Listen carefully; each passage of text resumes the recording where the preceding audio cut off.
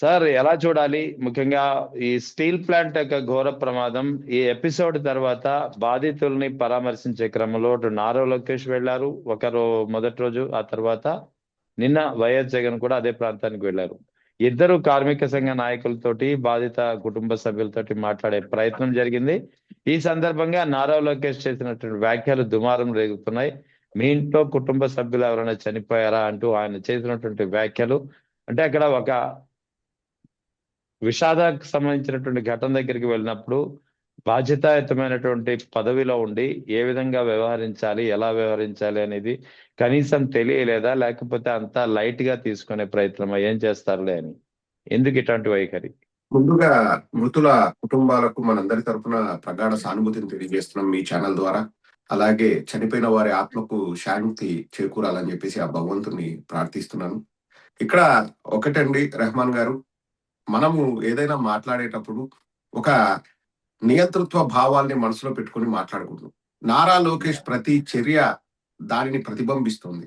ఇప్పుడు మీరు గమనిస్తే, నేను వీళ్ళతో మాట్లాడుతున్నాను, మీ ఇంట్లో వాళ్ళు చనిపోలేదు కదా, మీరు కాసేపు కామ్గా ఉండండి, వీళ్ళ కుటుంబం సభ్యులు కదా చనిపోయింది అని మాట్లాడడము. విలేకరులు వచ్చి కార్మిక సంఘాల నాయకులు అడుగుతున్నారంటే వాళ్ళ సొమ్మేం పోద్ది బ్రదర్, వాళ్ళ సొమ్మేం పోతుంది? నేను 90 రోజుల్లో రాసి పెట్టుకొని నవ్వుతూ వెక్కిలి నవ్వులు నవ్వుతూ 90 రోజుల్లో రాసి పెట్టుకో ఛాలెంజ్, ఇట్లా చాలా దారుణంగా మాట్లాడారు నారా లోకేష్ గారు. అంటే ఒకటి ఇక్కడ క్లియర్ గా అర్థమవుతుంది ఏంటంటే, ఆయనకు అధికారం అనేది పూర్తిగా తలకెక్కిందండి. ఇప్పుడు ఆయనే మాట్లాడాలి, ఎవరు మాట్లాడకూడదు, ఎవరు మాట్లాడినా తప్పు, నన్ను డిస్టర్బ్ చేయకూడదు అనే అధికార మదం ఏదైతే ఉందో, అంటే ఎక్కడి నుంచి ఇది డెవలప్ అయిందంటే, ఇది సైకలాజికల్ ఒక ఫీలింగ్ రెహమాన్ గారు, ఒక డాక్టర్ గా నేను చెప్పగలను. అంటే ఇప్పుడు నేను అనుకునే వాళ్ళందరినీ నేను అరెస్ట్ చేస్తున్నాను, అందరి నోళ్ళు మోయిస్తున్నాను, సో ఇదేదో బాగుంది, ఏ నాకు ఎదురొచ్చి మాట్లాడతావా, కామ్గా ఉండు. అండ్ అదొక్కటే కాదండి, మనము స్క్రీన్ పైన చూసిందే కాదు రెహమాన్ గారు, మీరు గమనిస్తే కార్మిక సంఘాల నాయకులు కాస్త వైఎస్ఆర్ కాంగ్రెస్ పార్టీ లీడర్లు అయిపోయారు. వాళ్ళ క్యారెక్టర్ అసాసినేషన్ చేస్తున్నారు. అదే కదా. ఇప్పుడు వీళ్ళు ఏంటంటే చేసిన తప్పుని హుందాగా ఒప్పుకోవచ్చు. ఏదో అక్కడ ఎక్కువసేపు నేను కంట్రోల్ చేయాలని చూశాను, ఆవేశంలో నేను మాట్లాడాను అని ఒక మాట అంటే అడిగి అయిపోద్దండి. కానీ తనను వెనకేసుకుని రావడానికి తర్వాత వాళ్ళకున్న అతి పెద్ద మాఫియా, ఈ పచ్చ మాఫియా ఏం చేస్తుందంటే క్యారెక్టర్ అసాసినేషన్ కు తెరలేపుతారు. ఏమని క్యారెక్టర్ అసాసినేషన్ చేస్తారు? కార్మిక సంఘాల నాయకులు కాస్త వైఎస్ఆర్ కాంగ్రెస్ పార్టీ కార్యకర్తలు, వాళ్ళ ఏజెంట్లు, వైఎస్ఆర్ కాంగ్రెస్ పార్టీ వాళ్ళు డబ్బులు ఇస్తే వాళ్ళు వచ్చి అక్కడ మాట్లాడుతున్నారని ఇంకా వాళ్ళ క్యారెక్టర్ అసాసినేషన్, కార్మికుల క్యారెక్టర్ అసాసినేషన్, వాళ్ళ సంఘ నాయకుల క్యారెక్టర్ అసాసినేషన్ చేస్తారు. దేనికోసం? వీళ్ళు చేసిన తప్పును కప్పిపుచ్చడం కోసం ఇంకొకరి క్యారెక్టర్ అసాసినేట్ చేస్తారు. ఎవరైనా ఎక్కడైనా ఇటువంటి సంఘటనలు జరిగితే సంబంధిత ఆ సంఘాలు గాని, అక్కడున్న ఒక కార్మిక సంఘ నాయకుడు గాని, లోకల్ లీడర్ గాని ఫస్ట్ గవర్నమెంట్ అడిగేదండి, ఇది ఈ రోజు జరిగేది కాదు, స్వతంత్రం వచ్చినప్పటి నుంచి ఇదే జరుగుతుంది, ఫస్ట్ అడిగేది కాంపెన్సేషన్. అంతే కదా. అండ్ క్షతగాత్రులకు మెరుగైన వైద్య సౌకర్యం, వారి కుటుంబానికి అండగా ఉండడం, ఇదే అడుగుతారు. ఎందుకంటే చనిపోయిన వాళ్ళని వెనక్కి తీసుకురాలేము, ఆ మనిషి బ్రతికుంటే ఆ కుటుంబానికి ఎంత ఆసరాగా ఉండేది, బ్రెడ్ విన్నర్ అతనే, ఇంటికి అన్ని చూసుకునేవాడు, అతను లేకపోతే వాళ్ళ బ్రతుకులు ఏమవుతాయి అని చెప్పేసి కాంపెన్సేషన్ అడగడం అన్నది ఒక భారతదేశంలోనే కాదు, ప్రపంచ దేశాల్లో ఎక్కడైనా కూడా ఇలా జరిగినప్పుడు ఆ సంఘాలు ఉండేదే అందుకు. ఇప్పుడు సంఘంలో ఎవరికైనా ఇబ్బంది కలిగితే ఆ సంఘం పెద్ద అక్కడ ఆ సమస్యను పరిష్కారం చేస్తారు. సో కార్మిక సంఘాల నాయకులు ఏమంటారండి, ఏమని అడగాలి నారా లోకేష్ గారి ప్రకారము? వద్దు సార్, మీరు మాకు కాంపెన్సేషన్ ఇవ్వద్దు సార్, ఎక్స్గ్రేషియా వద్దు సార్ అని బ్రతిమలాడాలా నారా లోకేష్ ని? అలాగే ఉంది. పైగా వాళ్ళు అడిగింది సహేతుకం, రీజనబుల్, అది మినిమం. వాళ్ళ క్యారెక్టర్ అసాసినేషన్ చేస్తూ వాళ్ళు వైసీపీ గూండాలు, పేటిఎం బ్యాచ్ అని రాస్తారు. ఇంకొకటి, జగన్మోహన్ రెడ్డి గారు పర్యటనకు వెళ్ళినప్పుడు ఎంతో హుందాగా వారు క్లియర్ గా చెప్పారు, మేము ఎల్జీ పాలిమర్స్ సంఘటన జరిగినప్పుడు ₹1,00,00,000 ఇచ్చాము, మీరు ఇవ్వలేదు, మీరు ఇవ్వాలి, ఇచ్చిన ₹1,72,00,000 క్లియర్ గా వారు మొత్తం డీకోడ్ చేసి చెప్పారు. ₹1,45,00,000 అందులో group insurance, risk insurance, provident fund, gratuity and 25,00,000 steel plant వాళ్ళు ఇస్తాను. సో ₹1,45,00,000 ప్లస్ 25,00,000, ₹1,70,00,000, 2,00,000 ప్రధాన బీమా, అది ఒకటి ఉంటుంది, ప్రధానమంత్రి ఇది బీమా ఒకటి ఉంటుంది, అది వస్తుందంట.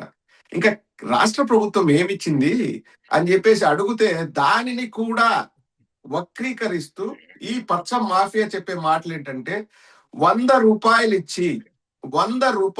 ఇచ్చి మహిళల్ని తోలారంట వైఎస్ఆర్ కాంగ్రెస్ పార్టీ వాళ్ళు. సీఎం అనమంటే సీఎం అన్నారు, పిఎం అనమంటే పిఎం అన్నారు. అసలు వాళ్ళకు స్టీల్ ప్లాంట్ ఉందన్న విషయం కూడా తెలియదు అన్నట్లు మన ఆంధ్ర రాష్ట్ర మహిళల క్యారెక్టర్ అసాసినేషన్ చేస్తున్నారండి. అంటే 100 రూపాయలకు ఆడవాళ్ళు వచ్చేసి మీరు చెప్పినటువంటి చేస్తున్నారు అని చెప్పేసి మహిళామణుల్ని కూడా అవమానిస్తున్నారు. ఎగ్జాక్ట్లీ. ఇంకా చూడండి, అంటే వాళ్ళు చేసే తప్పులకి మిగతా వాళ్ళ క్యారెక్టర్ అసాసినేషన్ చేస్తూ, వాళ్ళ కుటుంబాల్ని బజారుకి ఇడుస్తూ, వాళ్ళ వ్యక్తిత్వాన్ని హరణం చేస్తూ, వాళ్ళ వ్యాపారాలు దెబ్బతీస్తూ, ఇది తెలుగుదేశం సాగిస్తున్న రాక్షస క్రీడ ఆంధ్ర రాష్ట్రంలో. నారా లోకేష్ గారి దగ్గర నుంచి ఇంకా పరిణితితో కూడుకున్న మాటల్ని ఎక్స్పెక్ట్ చేయడము ఎండమావిలో నీటి కోసం వెతకడమే రెహమాన్ గారు. అది ఎప్పటికీ జరగదు. ఆయనకు అహం అన్నది బాగా నెత్తికెక్కింది. అక్కడ ఏది కార్మిక సంఘాలు కానీ ఎవరు కానీ ఒక మాట లేదు. అక్కడ కూడా రాజకీయాలు మాట్లాడుతూ మేము ఆపాము ప్రైవేటీకరణను, మేము ఆపాం. ఎవరు అడిగారు నిన్ను అని ఇంకొక మాట కూడా అన్నారండి. చాలా నాకు బాధేసింది. స్టాఫ్ తక్కువ ఉండి ఇటువంటి అనార్థాలు జరుగుతున్నాయి, స్టాఫ్ ని కట్ చేశారంటే ఏమంటారంటే ఎక్కువ మంది ఉంటే ఎక్కువ మంది చనిపోయేవాళ్ళు, తక్కువ మంది. అసలు ఆ లాజిక్ అతనికి దానికి మళ్ళీ ఎలివేషన్స్ అండి, జాకీలు ఎలివేషన్లు, పచ్చ మీడియా వాళ్ళ పెయిడ్ ఆర్టిస్టులు వాళ్ళ పెయిడ్ ఛానల్ దాన్ని పెద్ద గొప్పగా ఎలివేషన్స్ వేసుకున్నారు. అరే బాబు, ఎక్కువ మంది ఉంటే ఒకరు కూడా చనిపోరన్న మినిమం కామన్ సెన్స్ కూడా లేకుండా ఒక మంత్రి మాట్లాడడం లేదండి పూర్తిగా. అంటే ఇక్కడ మీరు గమనించాల్సింది, నారా లోకేష్ ఒక విద్యాశాఖ మంత్రి, కార్మిక శాఖ మంత్రి గాని ముఖ్యమంత్రి గాని అక్కడ లేరు. అవును, విద్యాశాఖ మంత్రికి అక్కడ ఏం పని ఉంది? అదే కదా. అసలు ఏ ప్రోటోకాల్ ప్రకారం విద్యాశాఖ మంత్రి అక్కడికి వస్తున్నాడు? ఇప్పుడు ఇంతవరకు ముఖ్యమంత్రి గారు వెళ్ళలేదు. అక్కడ కూడా యారగెంట్ గా ఎవరో విలేకరులు అడిగిన ప్రశ్నకి అసలు అది అక్కడ రాజకీయ డిబేట్ జరగట్లేదండి.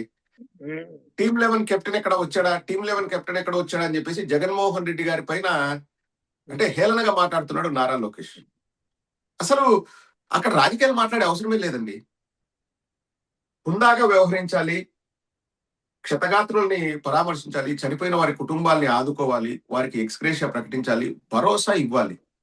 అంతే తప్ప రభస చేయకూడదండి. ఆయన భరోసా కంటే కూడా రభస ఎక్కువ చేశాడు. ఎందుకంటే ఆయన పదాలని ట్విస్ట్ చేయడము, ఉన్నదానిగా కాకుండా వేరేలాగా పలకడము ఆయనకు బాగా అలవాటు. సో ఇది కూడా అలాగే జరిగింది. అంతే కదండి. ఇక్కడ అంటే జరిగింది యాక్చువల్లీ ఒక ఘోరమైనటువంటి ఒక ఉపద్రవం జరిగింది. 9 మంది ప్రాణాలు కోల్పోతే దానికి సంబంధించినటువంటి ఇష్యూని సార్ట్అవుట్ చేయాల్సింది పోయి ప్రైవేటీకరణను మేమే అడ్డుకున్నాం అంటూ లేని గొప్పలు చెప్పడము, ముఖ్యంగా పవన్ కళ్యాణ్ వ్యాఖ్యలు. వాస్తవానికి కుమారస్వామి గతంలో ఉన్నటువంటి కేంద్ర ఉక్కు గనుల శాఖ మంత్రి కుమారస్వామి చాలా డైరెక్ట్ గా గతంలోనే ఒక స్టేట్మెంట్ ఇచ్చున్నారు. ఆయన మా వైఎస్ జగన్ ముఖ్యమంత్రిగా ఉన్నప్పుడు ఆయన తరచూ అడ్డుకొట్ట వేయడం వల్లే మేము ప్రైవేటీకరణ దిశగా అడుగులు ముందుకు వేయలేకపోయామని. సో అది ఆయన ఒక కేంద్ర మంత్రి సాక్షాత్తు చెప్పినటువంటి మా స్టేట్మెంట్ ఉన్నా సరే, ఈయన పదే ఈ ఘటన తర్వాత మళ్ళీ పవన్ కళ్యాణ్ కూడా ప్రైవేటీకరణ మేమే అడ్డుకున్నాము, మీ గత ప్రభుత్వం ప్రైవేట్ వ్యక్తులకు అప్పగించాలని చూసిందని ఒక పక్క పవన్ కళ్యాణ్ చెప్పడం, మరో పక్క ఈ ఎల్వి సుబ్రహ్మణ్యం వ్యాఖ్యల్ని హోంమంత్రి అనిత ఏదో వీడియో బయట పెట్టి జగన్ క్రాస్ చెక్ చేసే ప్రయత్నం చేయడం, ఎలా చూడాలి ఈ పరిణామాలని? ఎల్వి సుబ్రహ్మణ్యం గారి వీడియో నేను ఇంతకుముందు చూశాను, నిన్న చూడలేదు, ఇంతకుముందు చూశాను. ఏదో జగన్మోహన్ రెడ్డి గారు ఆ స్థలం మనకు వస్తుంది కదా, దాన్ని అమ్మేద్దాం, ఏదో 4,000 ఎకరాలు అది వాళ్ళే అన్ని రకాలుగా మాట్లాడతారండి. ఇప్పుడు ఎక్స్గ్రేషియా ఇవ్వండి, లేకపోతే ఉద్యోగాలు ఇవ్వండి అంటే మాకు సంబంధం లేదు, ఇది కేంద్రానికి సంబంధించిన కంపెనీ, అక్కడ బైలాస్ కూడా కేంద్రం వల్ల బైలాసే ఉంటాయి, ఇన్ని మాట్లాడతారు. కానీ 4,000 ఎకరాలు జగన్మోహన్ రెడ్డి గారు ఎలా కొట్టాలని చూస్తారండి? అంటే వీళ్ళ మాటలు ఒకరు ఏదైనా పట్టుకొని దాన్ని మాట్లాడతారు. రెండోది, వాళ్ళ ఎన్డీఏలోని కేంద్ర కార్మిక శాఖ మంత్రి కుమారస్వామి గారు క్లియర్ గా చెప్పారు, 2021లో మేము 100% దీన్ని ప్రైవేటైజేషన్ చేద్దాం అనుకుంటే అడ్డుకొని పార్లమెంట్ లో అసెంబ్లీలో బిల్ పాస్ చేసింది అప్పటి ప్రభుత్వం అని చెప్పేసి ప్రెస్ మీట్ లో భారతదేశం మొత్తం వింటుండగా కుమారస్వామి గారు చెప్పారు. జగన్మోహన్ రెడ్డి గారు నిన్న డాక్యుమెంట్స్ కూడా చూపించారు. మేము బిల్ పాస్ చేశాము, ప్రధానమంత్రి గారికి, ప్రెసిడెంట్ గారికి మేము లేఖలు రాసాము, ప్రైవేటైజేషన్ చేయకూడదని, అందుకోసమే ఆగింది అని చెప్పేసి వారు ఆధారాలతో సహా, వాళ్ళకి ఏవి ఆధారాలు ఉండవండి. ఎల్వి సుబ్రహ్మణ్యం ఒక ఆధారం చూపించగలడా? అదే కదా. ఆధారాలు చూపిమనండి. ఇప్పుడు ఎల్వి సుబ్రహ్మణ్యం ఏదో నాకు ఇబ్బందిగా ఉంది, నాకు వ్యక్తిగతంగా నాకు ఏదో జరిగింది అని చెప్పేసి అతను వచ్చేసి ఏదో నోటికి వచ్చినట్టు మాట్లాడితే దానికి అవును ప్రామాణికం ఏముంటుంది? అంతే కదా. ఇప్పుడు వీళ్ళ వీళ్ళ ప్రకారమే మాట్లాడదామండి. ప్రొఫెసర్ నాగేశ్వరరావు గారు మాట్లాడడానికి ఆధారాలు చూపి అన్నప్పుడు ఎల్వి సుబ్రహ్మణ్యం ఆధారాలు ఎక్కడున్నాయి? అంతే కదా. అవును, దానికి ఆధారాలు చూపించాలి మరి. అది చూపించాలి కదా. వాళ్ళకి ఏది కన్వీనియంట్ ఉంటే అది మాట్లాడతారండి. ఏది కూడా ప్రజలకు మంచి చేద్దామన్న ధ్యాస పోయింది. ఆమెకు వంగల్పూడి అనితకు రీల్స్ చేసుకోవడం ఆమెకు సరదా. ఏదో చంద్రబాబు నాయుడు టీ కాసి ఇచ్చాడు, వాళ్ళ భార్యకైనా టీ ఇచ్చాడో లేదో, మా అందరికి టీ ఇచ్చాడు, మా జన్మ ధన్యమైపోయింది, చాలా రుచిగా ఉంది అని చెప్పేసి ఏందో టీ బ్రాండ్ అంబాసిడర్ ఏదో ఆమె తెలియదు, ఈ రీల్స్ చేసుకోవడము అట్లా తిరగడం ఆమెకు సరదా. ఈయన అర్థమవుతుందా రాజా, నేను ఇబ్బంది పెడతాను, అందరి మీద కక్ష తీర్చుకుంటాను. ఇప్పుడు నేను మీ తరపున నారా లోకేష్ గారు రిక్వెస్ట్ చేస్తున్నా, పాపం మా కార్మిక సంఘాల నాయకుల పైన దొంగ కేసులు వేయకండి దయచేసి. వాళ్ళని వదిలిపెట్టండి. అర్థమవుతుందా రాజా అని వాళ్ళపైన దొంగ కేసులు వేయొద్దు. వాళ్ళు అడిగిండేది సహేతుకమని చెప్తున్నాను. ఇంకా కక్ష తీర్చుకోవడం ఈ నారా లోకేష్ పని. ఇప్పుడు ఒక చిన్న ఎగ్జాంపుల్ రెహమాన్ గారు, అనుకుంటే బాధేస్తుంది, కడుపు తరుక్కుపోతుంది. ఒక రోజు స్పెషల్ విమానంలో శ్రీలంకకు పోయి ఇండియా పాకిస్తాన్ క్రికెట్ మ్యాచ్ చూసొస్తే అయ్యే ఖర్చు 1 కోటి కంటే ఎక్కువ. అంతే కదా. ఒక ప్రాణం విలువ, నీ ఒక రోజు సరదా తీర్చుకోవడానికి నీకు శ్రీలంకకు పోయినంత విలువ కూడా లేదా ఒక ప్రాణం విలువ? 1 కోటి రూపాయలు ఇవ్వలేవా? ఆహా, నేను కట్టుకున్నానా, ఇంకోడు కట్టాడా, డబ్బులు అన్ని పక్కన పెడతాం. ఎందుకంటే అంత బుస్ అది గవర్నమెంట్ డబ్బులే, మా సొంత డబ్బులు. అది చూపించమని ఎక్కడ ఏ బ్యాంక్ అకౌంట్ లోంచి ఆ టికెట్లు కట్టాడో, టికెట్ కోసము అంటే ఆ ఫ్లైట్ కోసం కట్టాడో చూపించమను. నేను అనేది ఒక ప్రయాణం నువ్వు సరదా తీర్చుకోవడానికి, కాలక్షేపానికి నువ్వు శ్రీలంకకు పోయి క్రికెట్ మ్యాచ్ చూసి వస్తే 1 కోటి రూపాయలు పైన అవుతుంది. ఆ మాత్రం విలువ ఒక ప్రాణం చేయదా? అవును, దారుణం అండి. అంటే వాళ్ళ ఇష్టారీతిన ఫ్లైట్లు ఎక్కడము దిగడము, ప్రత్యేక విమానాలు, ప్రత్యేక హెలికాప్టర్లు. ఇప్పుడు పవన్ కళ్యాణ్ గారిని కూడా ప్రత్యేక హెలికాప్టర్లు, విమానాల్లో ఎందుకు తిరుగుతున్నారంటే మా పార్టీ డబ్బు అంటారు. ఒకటి, మరి నువ్వు 2014లో పార్టీ పెట్టావు, 2024 వరకు ఒక్క రోజు కూడా ప్రత్యేక విమానం, ప్రత్యేక హెలికాప్టర్లు ఎందుకు తిరగలేదు? నా దగ్గర డబ్బులు ఈఎంఐ కట్టడానికి డబ్బులు లేక నేను నా కారు అమ్మేసి అని పవన్ కళ్యాణ్ ఆన్ రికార్డ్ ఇంతకు చెప్పాడు. సరదాగా చెప్పాడు, ఇంకోటి చెప్పాడా అది పక్కన పెడదాం. కానీ ఏ రోజు కూడా విమానాల్లో, ప్రత్యేక హెలికాప్టర్ లో తిరిగింది లేదు. అంటే మనం ఈ ప్రశ్న అడిగితే జగన్మోహన్ రెడ్డి గారు గతంలో తిరగలేదంటే, జగన్మోహన్ రెడ్డి గారు ముఖ్యమంత్రి అని జగన్మోహన్ రెడ్డి గారు ఎప్పుడు యూజ్ చేశారంటే ప్రత్యేక విమానం, ప్రత్యేక హెలికాప్టర్ నివాసం దగ్గర నుంచి ఏదైనా కార్యక్రమానికి వెళ్ళేటప్పుడు వాడారు. అవును, అంతే. ఆ పవన్ కళ్యాణ్ చేసేది ఏంటి? నివాసం నుంచి వాళ్ళ పార్టీ ఆఫీస్ కి రావడానికి, వాళ్ళ ఇప్పుడు మినిస్టర్ ఆఫీస్ కు రావడానికి వాడుతున్నాడు. అవును, బిగ్ డిఫరెన్స్ అండి. ఇప్పుడు నారా లోకేష్ గాని, చంద్రబాబు గాని, పవన్ కళ్యాణ్ గాని వాళ్ళ నివాసం నుంచి ఆఫీస్ కు చేరుకోవడానికి వాళ్ళు ప్రత్యేక విమానాలు వాడుతున్నారు. ఓకే, ప్రభుత్వ కార్యక్రమాలకు ప్రత్యేక విమానాలు వాడిన అర్థం ఉంది. అవును, జగన్మోహన్ రెడ్డి గారు వాళ్ళ ఇంటి నుంచి సెక్రటేరియట్ కో, లేకపోతే వాళ్ళ ఇంటి నుంచి వాళ్ళ పార్టీ ఆఫీస్ కో ఎప్పుడు ప్రత్యేక విమానాలు, హెలికాప్టర్ వాడలేదు. అవును, ప్రభుత్వ కార్యక్రమాలకు వాడారు. కానీ వీళ్ళు ప్రతిరోజు హైదరాబాద్ నుంచి ఇప్పుడు గుంటూరులో ఉన్న పవన్ కళ్యాణ్ ఆఫీస్ కో, లేకపోతే ఆయన పంచాయతీ రాజ్ కార్యాలయానికి రావడానికి వాడుతున్నాడు. There is a big difference అండి. అమరావతి ఇష్యూ కూడా ఇప్పుడు బయటకు వస్తుంది. అమరావతి నిర్మాణాల్లో పెద్ద ఎత్తున అవినీతి జరుగుతోంది, అవినీతి జరుగుతోంది అంటూ వైఎస్ జగన్ ఇప్పటికే చాలా లెక్కలు బయటకు తీశారు, ఎస్ఎఫ్టీకి ఎంత ఛార్జ్ చేస్తున్నారు అని చెప్పి. కానీ ఇప్పుడు కేంద్ర ప్రభుత్వం అక్కడ 2 నిర్మాణాలు చేపట్టింది, అదే అమరావతి, అదే రాజధాని నిర్మాణంలో. ఒకటి central secretariat complex, 2 central residential complex. రెండింటికి దాదాపుగా 2,500 కోట్లు మంజూరు కూడా చేసింది నిధులు. ఈ రెండింటికి సంబంధించి ఎస్ఎఫ్టీకి కేంద్ర ప్రభుత్వం అత్యున్నత ప్రమాణాలతో నిర్వహిస్తుంది. అది కూడా అదే రాజధాని, అదే అమరావతి ప్రాంతంలో. ఒకదానికి ఎస్ఎఫ్టీకి 5,585 రూపాయలు ఎస్ఎఫ్టీకి అంచనా వ్యయం అయితే, రెండవది 3,495 రూపాయలు. అంటే ఎక్కడ ఇది 4,000, అది 6,000కి మించలేదు.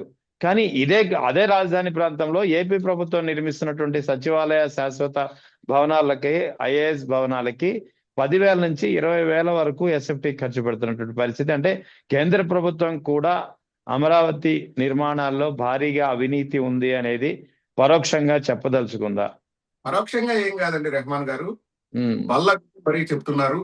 రాష్ట్ర ప్రజలందరికీ కూడా ఈ విషయంలో పిచ్చ క్లారిటీ ఉందండి. ఎందుకు క్లారిటీ ఉంది అంటున్నానంటే, సామాన్యుడు నుంచి కోటీశ్వరుడు వరకు ఇల్లు కట్టుకోవాలంటే ఎంత ఖర్చు అవుతుంది, ల్యాండ్కి ఎంత ఖర్చు అవుతుంది, శాండ్కి ఎంత ఖర్చు అవుతుంది, స్క్వేర్ ఫీట్కి ఎంత ఖర్చు అవుతుంది, మనం వుడ్ కొనడానికి ఎంత ఖర్చు అవుతుంది, ఫ్లోరింగ్కి ఎంత ఖర్చు అవుతుంది అనేది ప్రతి ఒక్కరికి కూడా ఐడియా ఉంది.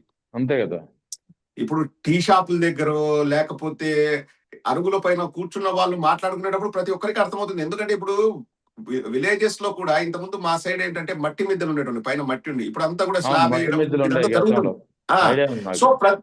ప్రతి ఒక్కరు కూడా స్క్వేర్ ఫీట్ కి ఎంత అవుతుందనే మాట్లాడుతున్నారు. Every one in the state of Andhra Pradesh know about the construction cost, like how much we need to pay for each and every item to build a house. వాళ్ళకు ప్రతి ఒక్కరికి తెలుసు.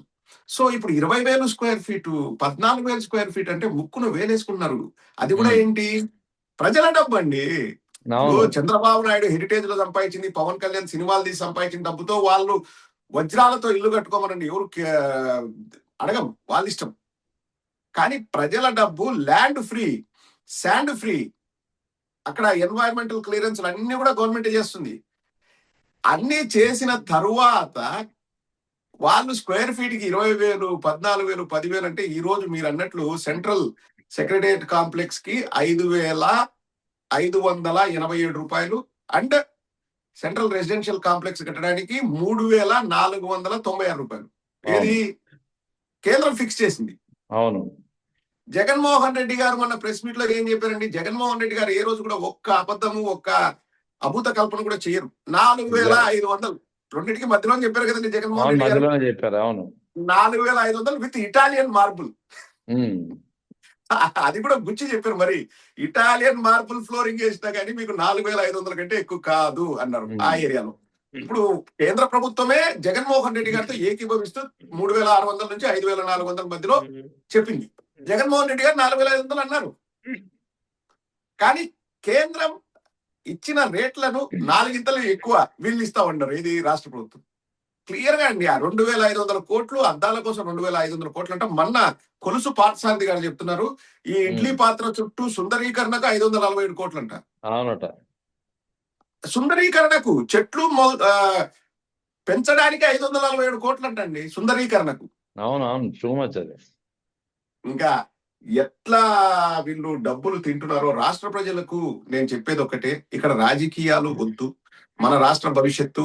ఇప్పుడు రాజధాని అంటే అది ఏదో అని వాళ్ళు ఊరికే చెప్తున్నారు, కానీ రాజధాని అంటే కావాల్సిన కనీస సౌకర్యాలని మనం కల్పించుకుంటే చాలు. మనకు అద్భుతమైన నగరాలు ఉన్నాయి. ఇప్పుడు విజయవాడ ఎన్ని రోజుల్లో ఏర్పడిందండి? విజయవాడకు 100 సంవత్సరాల చరిత్ర ఉంది, గుంటూరుకు 100 సంవత్సరాల చరిత్ర ఉంది. ఏది 10 ఏళ్లలో 5 ఏళ్లలో ఓ విజయవాడ పైకి లేసింది, గుంటూరు పైకి లేసింది అని కళ్ళు మూసుకొని తెరిచే లోపల అలా ఉండదు. సో ఆ నగరాల్ని మనం అభివృద్ధి చేసుకుంటే అక్కడున్న ప్రజలు, పేద ప్రజలు, ఇప్పుడు ఎందుకంటే రాజధాని చూసుకుంటే అండి ఓన్లీ డబ్బున్న వాడికి అయినట్లు అయిపోతుంది. ఒక కార్మికుడు అక్కడికి వెళ్ళగలడా? ఒక కర్షకుడు వెళ్ళగలడా? ఒక రిక్షా దొక్కేవాడు ఇల్లు కొనగలరా రాజధానిలో? ఒక ఆటో డ్రైవర్ రాజధానిలో ఇల్లు కొనగలరా? ఒక బస్సు, లారీ డ్రైవర్లు, లేకపోతే చిన్న చిన్న హోటల్ నడుపుకునే వాళ్ళు, వీళ్ళు అక్కడికి పోయి నివాస ప్రాంతాలు ఏర్పరచుకోగలరా? ఎక్కడ ఏర్పరుస్తారండి? జరగదు. అదే గుంటూరు, మచిలీపట్నం, విజయవాడ కారిడార్ చేస్తే ఆల్రెడీ అక్కడ పేదలు, వాళ్ళ నివాసాలు ఉన్నాయి, వాళ్ళందరి జీవితాలు బాగుపడతాయి, వాళ్ళ ఇళ్లకు వాల్యూ వస్తుంది, వాళ్లకు ఒక మంచి చేకూరుతుంది. అండ్ మనము గవర్నమెంట్ ప్రజల డబ్బుల్ని, అదే ప్రజల డబ్బుల్ని మనము అంత ఖర్చు చేయాల్సిన అవసరం కూడా ఉండదు. ఇదే కాన్సెప్ట్ చెప్తే వాళ్ళకు నొప్పి. ఎందుకంటే డబ్బులు అండి, డబ్బులు. వాళ్లకు బంగారు గుడ్లు పెట్టే బాతు రాజధాని చంద్రబాబు నాయుడుకి, నారా లోకేష్ కి. ఇప్పటి ముబ్బడిగా అందులో మోసాలు జరుగుతున్నాయి. అందులో క్లియర్ గా అర్థమైపోతుందండి, అరటిపండు తొక్కవలసినట్టు అర్థమైపోతుంది. అంతే. ఎందుకండి ఇప్పుడు కేంద్ర ప్రభుత్వం 3,000, 5,000 స్క్వేర్ ఫీట్ కి చెప్పినప్పుడు 20,000 దేనికి? చాలా మంచి ప్రశ్న అడిగారండి మీరు, రెహమాన్ గారు. It's valid point. రాష్ట్ర ప్రజలు కూడా ఇప్పుడు రాజకీయాలు పక్కన పెడతాం, ఒక్కసారి ఆలోచించమని చెప్తుంది. ఇంకొకటి, ఇందాక స్టీల్ ప్లాంట్ కి సంబంధించి బొల్లిశెట్టి సత్యనారాయణ మాజీ జనసేన నాయకులు ఒక వ్యాఖ్య చేశారు నిన్నటి ప్రమాదం తర్వాత. వాస్తవానికి ఇలాంటి ప్రమాదాలు విదేశాల్లో, అంటే ఇప్పుడు మీరు ఉంటున్నటువంటి యూకేలో కానీ లేదా యుఎస్ఏ లేదా ఫ్రాన్స్ వంటి దేశాల్లో ఏదైనా ఇటువంటి ప్రమాదం జరిగితే అక్కడ పరిహారం కోట్లలో ఉంటుంది. అది కూడా ఒక్కొక్కరికి 6-7 కోట్ల నుంచి 19 కోట్ల వరకు కూడా ఇచ్చే పరిస్థితి ఉంటుంది అని చెప్పారు. సో ఈ నేపథ్యంలో మనకి అంత వయబిలిటీ లేదు కాబట్టి ఎల్జీ పాలిమర్స్ ఘటన జరిగినప్పుడు వైఎస్ జగన్ ముఖ్యమంత్రిగా ఉన్నప్పుడు ఏకంగా ₹1,00,00,000 ఇవ్వడం చాలా గొప్ప విషయం అని చెప్పి బొలిశెట్టి సత్యనారాయణ వ్యాఖ్యలు చేశారు. ఎలా నేను నేను ఆ రోజు జరిగిన వెంటనే అండి, నేను నా ఎక్స్ అకౌంట్ లో కూడా నేను పోస్ట్ చేశాను.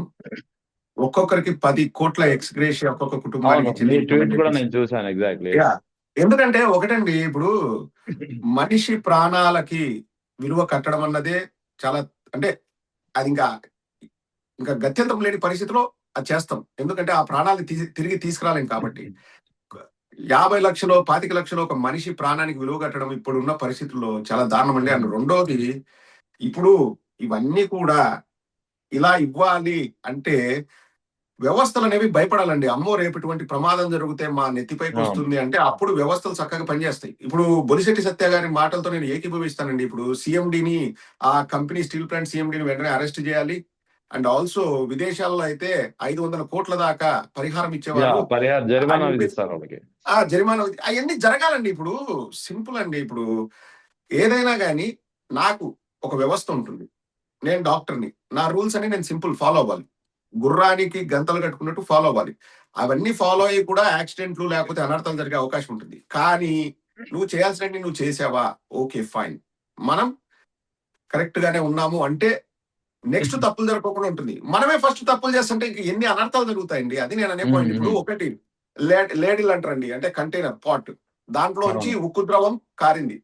ఇప్పుడు పవన్ కళ్యాణ్ వచ్చి ఎంత హాస్యాస్పదంగా మాట్లాడాడు. గత 5 ఏళ్ల వాళ్ళ తప్పు, మధ్యలో చంద్రబాబు నాయుడు పరిపాలన పక్కకు పెట్టి అంతకుముందు 10 ఏళ్ళు ఉన్న కాంగ్రెస్ తప్పు అంటున్నాడు. అవునవును, అవన్నీ మైనస్ చేస్తాడు ఆయన.